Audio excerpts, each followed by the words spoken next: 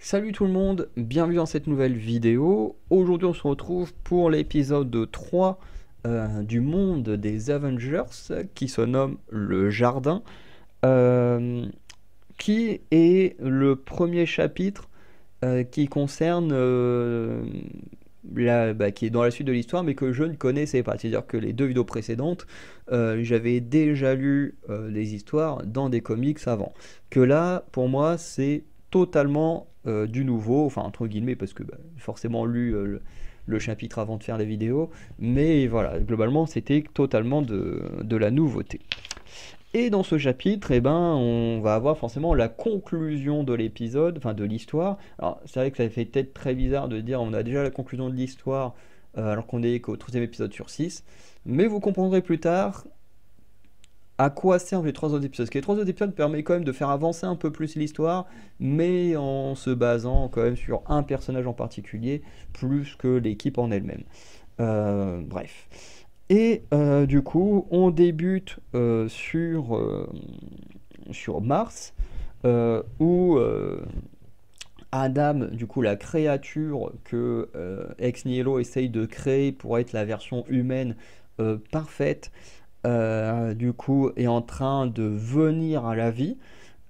Tandis que Abyss, elle est tombée en gros kiff sur Thor et elle essaye un peu de le manipuler pour que tous les deux partent ensemble, fuient à travers l'univers comme des amoureux. Voilà, enfin bref, la meuf, elle se fait tout un film, mais qui ne fonctionnera pas parce que malgré la naissance d'Adam, il y aura aussi l'arrivée des Avengers euh, avec des choses assez intéressantes. Voilà, Captain America va tenter un match retour contre le robot, bon, de manière très rapide, parce que bon, bah voilà, par la suite, il y a le reste de l'équipe qui va arriver. Hulk va affronter Hyperion, voilà. Donc un combat plutôt intéressant. Tandis que Smasher, elle va combattre plus ou moins Ex Nihilo, mais surtout les créatures qu'Ex Nihilo va créer avec les cocons pour les attaquer.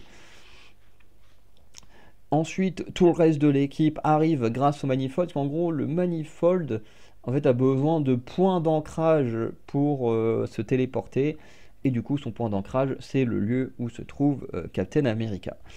Euh, donc on a un peu une bataille voilà, qui fait rage. On ne verra pas forcément tout le monde se battre. Voilà, c'est un peu dommage, mais c'est comme ça. On a Smasher qui va aider les ex-New Mutants, Rocket et Solar à combattre des créatures. On a une partie de l'équipe comme Spider-Man, Wolverine et tout qui vont libérer les Avengers qui étaient prisonniers. Faucon va se servir de sa capacité euh, à communiquer avec les oiseaux pour faire fuir toutes les créatures qui ont été créées par Ex Nihilo, enfin qui vont juste quitter le jardin, quoi. Euh, et au moment où Thor est libéré, bon bah là, Thor il fait du dégât, voilà, il récupère son marteau, il dégomme presque tout le monde. On a Hyperion qui arrive à vaincre Hulk, qui va reprendre sa forme de Banner, et du coup, bon bah à ce moment-là, le combat est terminé. Le robot qui s'en semblait impossible à vaincre, qui avait mis KO Captain America en 2 secondes, va être blessé par Shang-Chi qui va clairement lui péter une jambe, tellement le Shang-Chi est super doué. Donc voilà. Mais le combat va très vite se terminer avec l'apparition de Captain Universe, qui du coup, à sa présence, va faire que Abyss et Ex Nihilo vont stopper le combat direct parce que ben, Captain Universe représente à leurs yeux justement l'univers, donc les bâtisseurs, voilà, leur raison de vivre. Et du coup, quand Captain Universe leur dit de stopper ce qu'ils font, de ne plus essayer de détruire des planètes ou quoi que ce soit, juste de vivre leur vie, bah, du coup, eux, ils vont accepter.